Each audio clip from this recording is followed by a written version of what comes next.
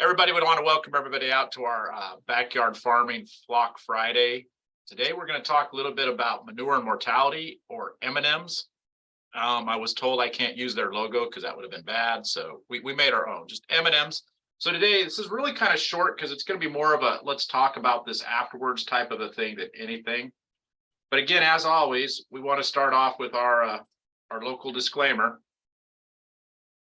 This advice does not represent medical, veterinarian, or legal advice.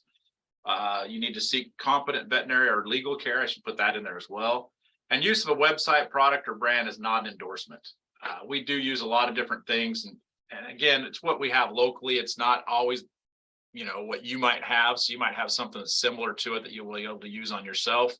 So again, from there, let's just talk a little bit about what goes on. Life happens. And all of us have got chickens. And one of the things I love about having a backyard flock is that it does teach kids about life. You're going to have life. With life comes several things. With life comes death, but also we're going to poop. And you talk to any little kid and they'll talk a lot about poop. If you got for me, it's grandkids. Jenny and I, it's grandkids. So, they kind of fascinated by these things. So again, these things are going to happen and it's part of life. And as we go through this, what do we do with those? And this is a question that we're often asked, but it's important to manage these things as we go along. So manure management is something that's important. And the way you manage your mortality is important. So what we have to do is we have to be compliant with local regulations. Every state has different rules and regulations. For example, where I'm at, you can't bury something just because the water table's where it's at. Other places you're allowed to. So you need to look at what local regulations will allow you to do. But there's some great other things we can do. Are we trying to recycle nutrients? For example, are we composting, put them on gardens? There's things we can do that way. But when we manage them, we want to make sure that we keep our neighbors happy. We don't want flies. And this is an actual picture at the end of a farm Jenny and I were visiting one day. And yes, they had some issues that we had to get taken care of. But that's just a small example of what can happen when things aren't managed properly. You also want to make sure when you manage things, it keeps the odor down. And scavengers, I have buzzards on here, but it should say scavenger in general. Meg and I are actually working on a project right now with scavengers, and we actually were surprised at what we found.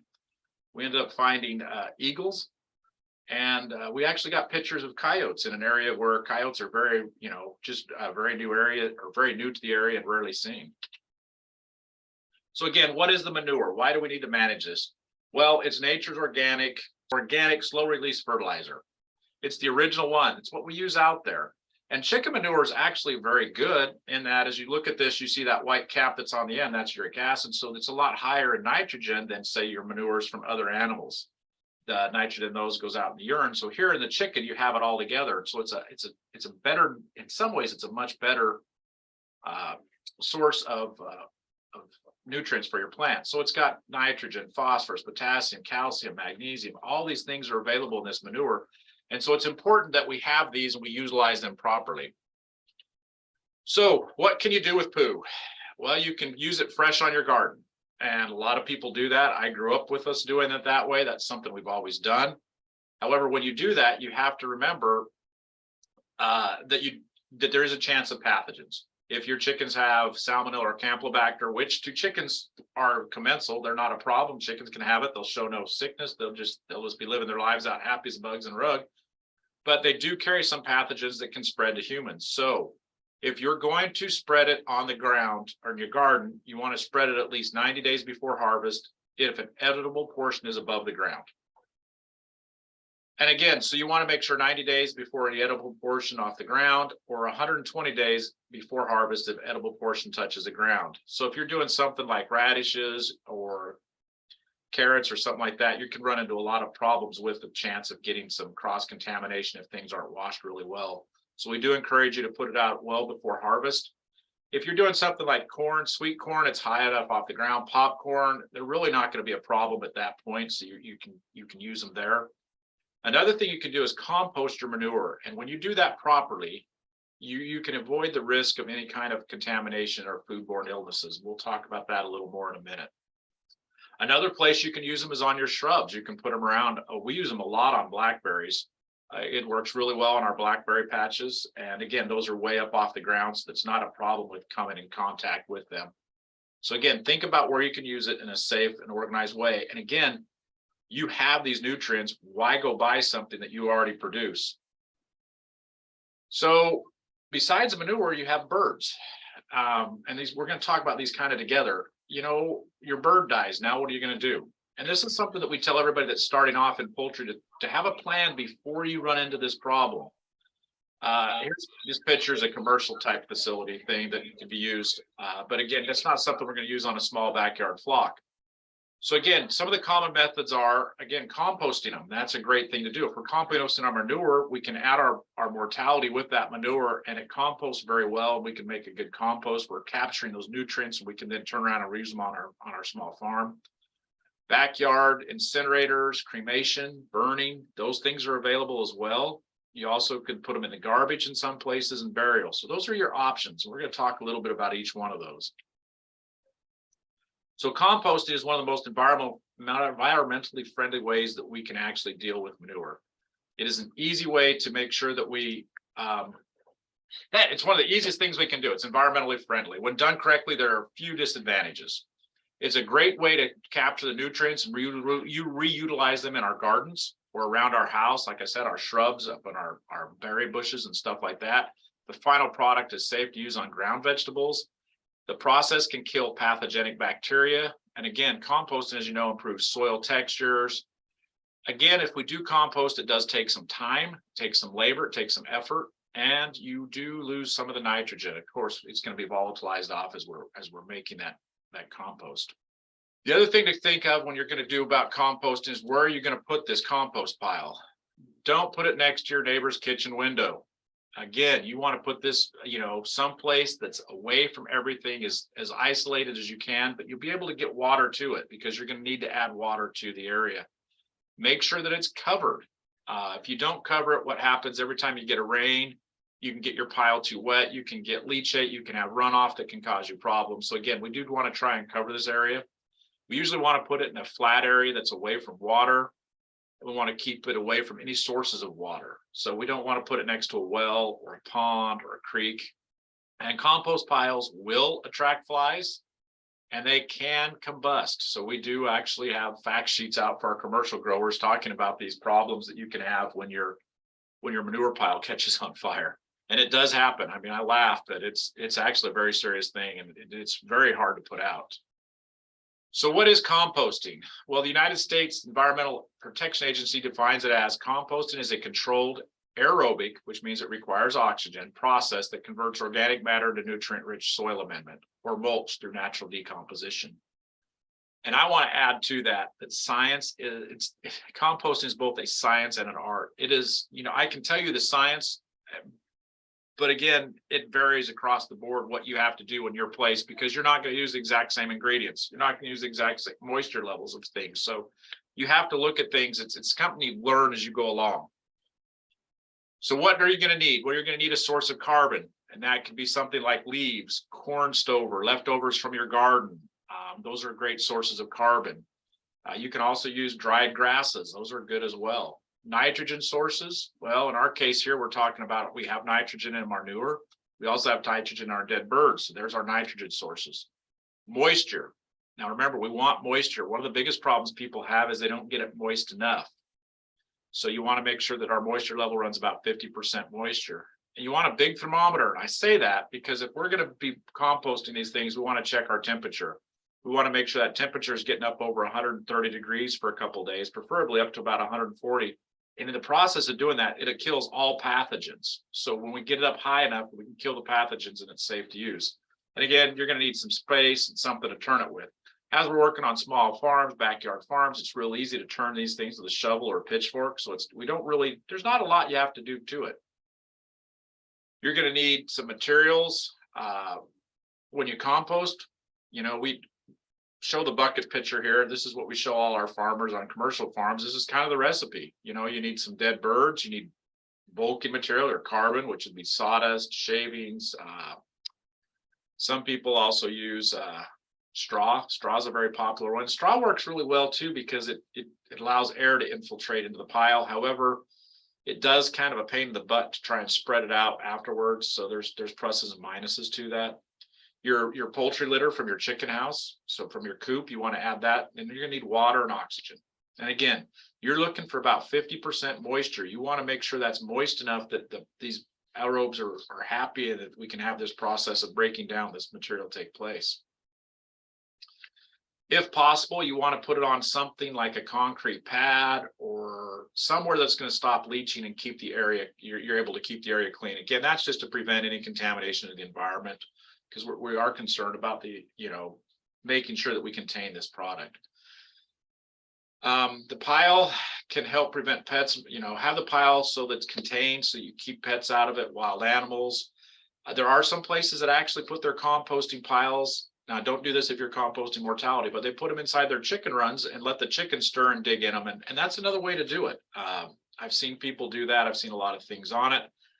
Personally, I'm not that big a fan. I would rather break it down myself to make sure that I'm getting those temperatures high enough. But you can make things simply. You can actually go out with like pallets. I've seen composters made out of 4 pallets, put together. Now you have a square. You just start building your compost layers up in that. I've seen hog panels used as well, where they just take the hog panels, again, make a square or a rectangle, whatever size you want to work out, but what works for you. And then you build a base, start with a base and you build up. So again, there's a lot of different things. PVC netting or PVC coated wire or poultry netting is another option that you can use. Again, that's kind of soft. So if you're going to use that, you're going to need something to help support it because it won't contain it. It's structurally, it's not strong enough to do that on its own. So again, as I said, composting is like cooking. You just need the right ingredients and you mix them together and then you let it cook. And yeah, sometimes I cook like Homer here. Sometimes my cornflakes catch on fire. But again, composting is something that you will learn over time. You will make mistakes, but you can learn from those mistakes and get better with it as you go along. So what you want to do is you want to build a base. Again, this is a picture that we give out to our commercial growers. The one that shows them what to do. So you want to make a deep base on the bed of any compost. And this goes for any type of composting. You want your base to be, a good 10 inches, 12 inches thick. And that way, if anything does start to leach or starts to break down and create water, moisture, it's able to capture and retain that and prevent it from getting away. And so you start off with your carbon base, then you put down, if you have birds, you're going to put a bird down. And then you're going to put some manure with it, or you can even use the manure as a filler agent around them. Then you're going to cover it with a little bit more carbon and manure, and you just kind of slowly build your way up like out here we call it a Smith Island cake. That's what we really kind of call it too. But again, when we put the birds in there, we want to make sure that we do it right. So if you have several birds, you don't want to lay them on top of ebe other. You want to lay them next to each other and let the manure, the bedding, and the carbon fill in around them so that they'll be able to break down quickly and efficiently without creating any kind of problems. But again, you want to make sure if you're pulling your manure straight out of your coop, you want to make sure you moisten it a little bit because otherwise it's going to be too dry. Remember, this product needs to be about 50% moisture. Your chickens, while they may have water in them, you're going to want to water them as well because you need to make sure they're wet enough that the bacteria can break them down and everything else. So typically, you're going to want to wet the feathers of your birds as well when you place them in there and make sure that you have, well covered. And then you want to cap it. You want to make sure that anytime you stop adding on, you put another, 6 inches of material above it so that it does a couple things. One, it insulates so that temperatures can build up and it can get hot and kill the bacteria. But 2, it also acts as a biofilter for any fumes that are going to come off out of there, and it's actually able to capture them and prevent odor. The other thing you want, again, you want a thermometer and you want to see 135 degrees. 132 degrees is where you start killing all the bacteria. You have to keep it there for hours. So what you're going to do is you want to get it up to 135 degrees and you want to and then after a couple of weeks, you take this whole pile and you mix it up and turn it and start over again. And you want to get that temperature back up. And the reason we do that is because part of that pile is outside. It's not in the temperature kill zone. By stirring it up and mixing it back together and reheating it, letting it heat back up, we're able to get a better kill of the bacteria that are in the manure or in the materials that we're using on our compost pile. And again, I know there's a lot to go over right there. And this is something, if you're already composting your backyard, great. Manure, your litter from your chicken house is great. You can add to it. and composting mortality may be something that you're already well aware of. But there are other things that we do as well. Just side note, this is what we do in the commercial industry, the vast majority of, just because of the cost, the effectiveness of it. And again, we're able to capture those nutrients and put them back out on the fields to grow corn. So for other things we can do is burning, incinerating, cremation. There are backyard incinerators. I actually was online looking around. There are some things you can do, but you can also go and talk with private veterinarians. There are groups that do incinerations for pets. So you have pet cremation places. Some veterinarians do have incinerators. Again, though, it's probably going to cost. Incineration uses a lot of fuel, so it's not a cheap thing to do, especially with high fuel prices the way they are today. I know when I had my commercial farm, I had an incinerator, but I couldn't afford to run it with today's price of fuel. Other things you can do, and this is what I would do, may have done it parts of my life. Yeah, actually, not may have, I really have. And that is if you have just one or two birds that you need to dispose of, and you got a yard that needs to be cleaned up, just pile everything up, start burning your leaves, your sticks, your limbs, and all that, and then just throw the chickens in there and burn them down. Simple, effective way to do it. This is an incinerator right here. This was online. Where I grew up, it was just a 55-gallon drum with some holes poked in it. But again, there's ways to do these things. However, you want to make sure that you know what you're doing before you start. One is you need to make sure you're going to have enough fuel to burn it up. Two, realize it will create some odor. Burning flesh creates odors. When you first throw it in there, it smells like burnt feathers. Then after a while, it smells like someone's barbecue, and actually smells pretty good for a while. And then again, as it gets farther along and starts to burn, it does have some odor to it as well. So be very conscious of your neighbors if this is something that you choose to do, and make sure you follow all rules and regulations. Where I'm at, as long as I keep my fire within a 2-foot diameter, I'm legal and I'm okay. But again, you want to make sure you do what you do, and watch out for burn bans as well, because you will not be allowed to do this during a burn ban. Another thing that some people have done is they put them in the garbage. Now, make sure that this is legal. I did find out that in Delaware that if they double bag them, that they're allowed to send them to the dump that way. I had not heard that before. Again, that's just something I would be very cautious of. But again, it's something that probably takes place a lot more than we even realize. But again, if you're going to do it, double bag them and then send them out with your garbage. Burial. This one here is governed by a lot of laws. It used to be what we did with all animals. When they die, is we go out and stick them in the ground. The problem with that comes down to is where do you do it? For example, you definitely don't want to do it near a well, water source, or anything else. And the other thing is you have to keep it buried above the water table. And where I live, if you dig a hole 2 feet deep, you've got water. So it's almost impossible here to bury birds in particular, above the water line, just because our water table is so high. So again, for us here, this is not really an option, but it may be if you're located in a different area.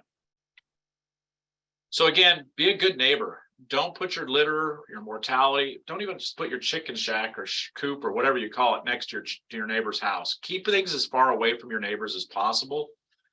Make sure that you take care of mortality quickly. Don't let dead animals lay around. That's just going to bring flies. It's going to bring odor. And not only that, if the neighbors have a dog or a cat or something, they're going to smell it.